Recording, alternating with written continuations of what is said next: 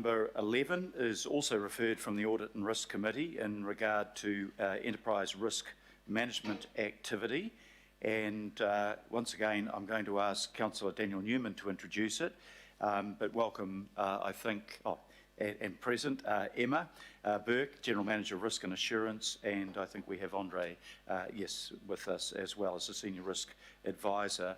So Councillor Newman, if you'd like to introduce the item, please. Well, actually, can I get you to move that, and Deputy Mayor Cashmore to second again, please. Well, thank you, Your Worship. Once again, yes, I'm happy to move this and commending this report, which has been referred from the Audit and Risk Committee. We had a detailed discussion regarding the activity update, the enterprise risk management activity update at the meeting the other day. A number of matters were discussed, and I understand Andre and Emma are present in the town hall to address any questions that members have in response to any matters that they may wish to raise. I certainly support them. I certainly support the item, Your Worship.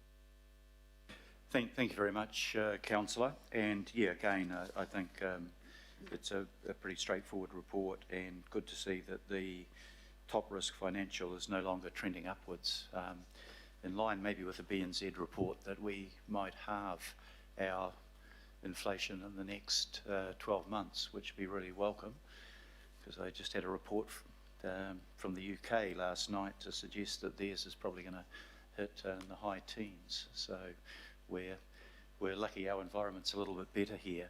Emma, would you like to introduce, or Andre? Thank you. I'll introduce the paper. As mentioned, it is just an update, standard update that was presented to the Audit and Risk Committee on Tuesday. The paper highlights changes in the risk drivers. That's just reflecting the current environment that we're operating in. These haven't then changed any of the overall risk ratings. So I'll pass you over to Andre, who'll take you through the paper in a little bit more detail. Thank you, Emma. Andre. Thank you, Your Worship, and other members of the body. I would just like to highlight in this report specifically the risk appetite statement. We engaged with ELT to get their feedback, and some changes were suggested, which we discussed at the ARC on Tuesday. I'm happy to report that we have 2 new risk appetite statements relating to Maori outcomes and the treaty relationships. I believe those will definitely support the achievement of Maori outcomes by the Auckland Council. The ARC on Tuesday also indicated that it would be good if the risk team can engage with the governing body a little bit more on risk specifically.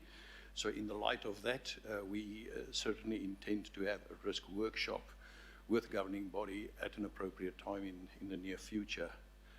Other than that, I take the report as read, and if there are any questions, Emma and I could take it, Your Worship. Thank you.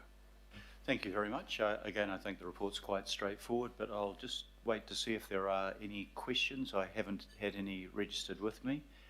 Are there any comments? No, so that's usually a good sign. Lack of controversy is always good. So I'm going to put this motion. It's to note the report. All those in favour, please say aye. Aye. To the contrary, no. I declare that carried. Now, thank you very much to officers. Item number 12 is the